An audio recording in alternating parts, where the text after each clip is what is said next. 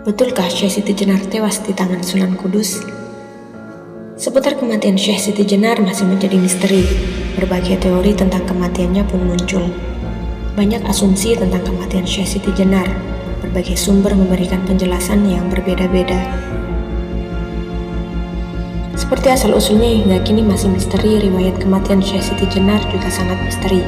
Masih simpang siur soal kebenarannya.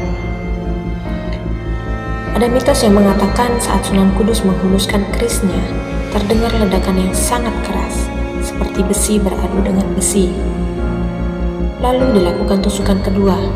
Syekh Siti Jenar menghilang, tidak ada wujud jasadnya.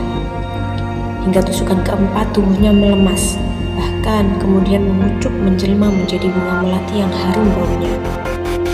Syekh Siti Jenar akhirnya tewas setelah tubuhnya ditikam oleh Sunan Kudus dengan keris kaki Kantanaga yang diberikan oleh Sunan Gunung Jati. Sunan Kudus menghunuskan kerisnya setelah Syekh Siti Jenar diberikan sanksi hukuman mati atas ajarannya yang kontroversial bernama Manunggaling Kawula Gusti. Pelaksanaan hukuman mati dilakukan di halaman Masjid Agung Cirebon secara terbuka, sehingga semua masyarakat dapat menyaksikan eksekusi tersebut. Dari cerita lain, pada serat Syekh Siti Jenar Ki Sosrowijoyo disebutkan bahwa Syekh Siti Jenar mangkat akibat dihukum mati oleh Sultan Demak, yaitu Raden Fatah, atas persetujuan Dewan Wali Songo yang dipimpin oleh Sunan Bonang. Bertindak sebagai Al-Gojo atau pelaksana hukuman pancung itu adalah Sunan Kalijogo. Eksekusi berlangsung di alun-alun Kesultanan Demak. Sedang pada Babat Demak, Syekh Siti Jenar meninggal bukan karena kemauannya sendiri, atau karena dengan kesaktiannya ia dapat menemui ajalnya, tetapi ia dibunuh oleh Sunan Giri. Keris ditusukkan ke badannya hingga tembus ke punggung dan mengucurkan darah berwarna kuning. Setelah mengetahui bahwa suaminya dibunuh, istri Syekh Siti Jenar menuntut bela kematian itu kepada Sunan Giri.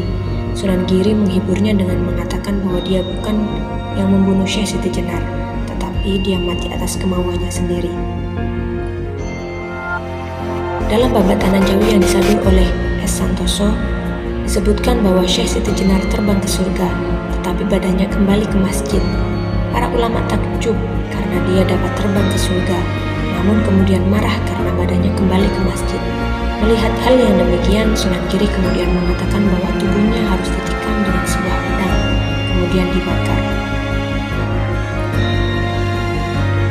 Di buku Wawacan Sunan Gunung Jati, buku ke-39, terbitan Emon Surya Atmana dan T.D. Sujana, dijelaskan Syekh Siti Jenar dijatuhi hukuman mati oleh Sunan Gunung Jati di Masjid Cipta Rasa Cirebon. Lalu mayat Syekh Siti Jenar dimandikan oleh Sunan Kalijaga, Sunan Bonang, Sunan Kudus, dan Sunan Giri. Jasadnya kemudian dimakamkan di Geraksan yang kemudian disebut sebagai Pesarian Kemlaten.